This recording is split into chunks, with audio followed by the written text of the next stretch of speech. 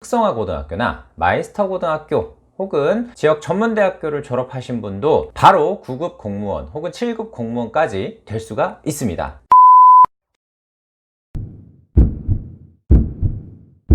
여러분 안녕하세요.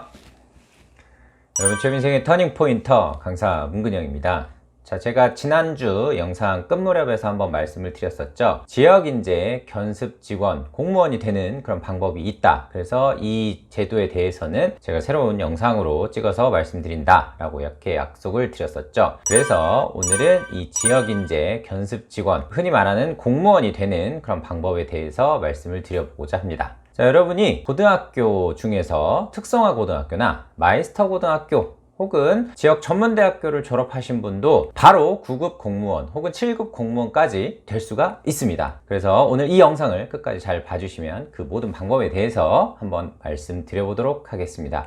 오늘도 끝까지 시청 부탁드리겠습니다. 자, 제가 좀 전에 특성화고 학생분들도 혹은 마이스터 고등학교 학생들이 졸업을 하게 되면 공무원이 바로 될 수가 있는 길이 있다 라고 이렇게 말씀을 드렸었죠. 네, 실제로 그런 방법이 있습니다. 지역인재 견습 직원 제도가 있는데요. 여러분들이 마이스터고나 특성화고등학교를 나왔으면 고등학교 졸업생 중에서 자격 요건이 맞다라고 하면 가장 빨리 공무원이 될 수 있는 그런 방법 중에 하나다, 이렇게 말씀드리고 싶습니다. 이게 예전에는 행정안전부에서 주관을 하다가 최근에는 이게 인사혁신처로 다 이관이 돼서 정부 기관이 한번 싹 바뀌었어요. 그래서 그에 따른 제도라든지 이런 부분이 일부 바뀐 부분들이 있으니까 세부 항목들에 대해서, 그리고 세부 지원 자격 요건 등에 대해서는 정부 부처의 홈페이지를 꼭 들어가셔서 확인을 하셔야 된다는 점 꼭 기억해 주시기 바랍니다. 자, 그럼 지역인재 견습 직원 이 제도를 통해서 공무원이 되기 위한 방법이 무엇인지 이제 하나씩 살펴볼 텐데, 먼저 이 제도에 대해서 한번 살펴보도록 하겠습니다. 자, 이 제도는 2012년도에 이제 지역 균형 발전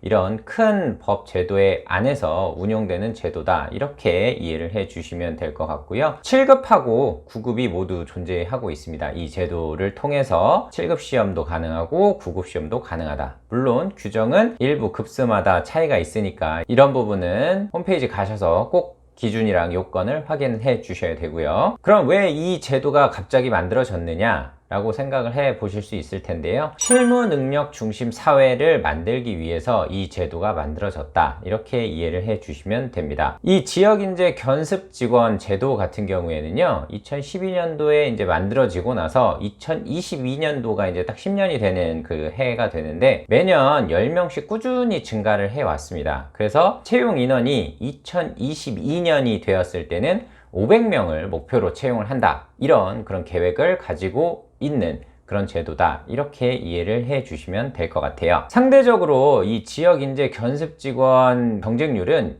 일반 9급 공채 행정 쪽 기준으로 했었을 때 보통 100대 1이 가뿐히 넘어가죠. 하지만 여기는 보통 5대 1 정도밖에 되지 않습니다. 굉장히 낮은 경쟁률을 하고 있죠. 그러니까 여러분들이 제도를 활용해서 공무원을 하고자 한다라고 하면 매우 유용한 제도다, 저는 이렇게 말씀을 드리겠습니다. 자, 그러면 이거를 하기 위해서는 아무나 할 수 있느냐? 그렇지는 않다라는 것이죠. 당연히 지역인재 견습 직원 같은 경우에도 자격 요건이 꼭 필요합니다. 그 자격 요건에 대해서 하나씩 살펴보도록 할게요. 우선 특성화 고등학교나 마이스터 고등학교, 그 다음에 전문대학 이렇게 졸업을 한 사람들 중에서 학교장의 추천을 받아야만 지역인재 견습 직원 제도에 응시를 할 수가 있습니다. 이 추천서가 없으면 여러분들은 여기에 지원을 하실 수가 없습니다. 이게 가장 첫 번째고요. 그 다음으로 이 학교를 졸업하기만 하면 되느냐? 그렇지는 않습니다. 실제로 이 학교를 졸업했으면서도 다른 추가적인 요건을 만족을 시켜야 되는데, 다음 요건이 바로 상위 30% 이내 성적을 보유하고 있으셔야 되고요. 평균 석차 등급도 3.0 이내에 들으셔야만 지원 자격 요건에 해당한다. 그런데 이것도 7급이냐 9급이냐에 따라서 어디는 3.0 어디는 3.5 이내에 들어야 된다라는 그런 기준이 일부 상이하니까요.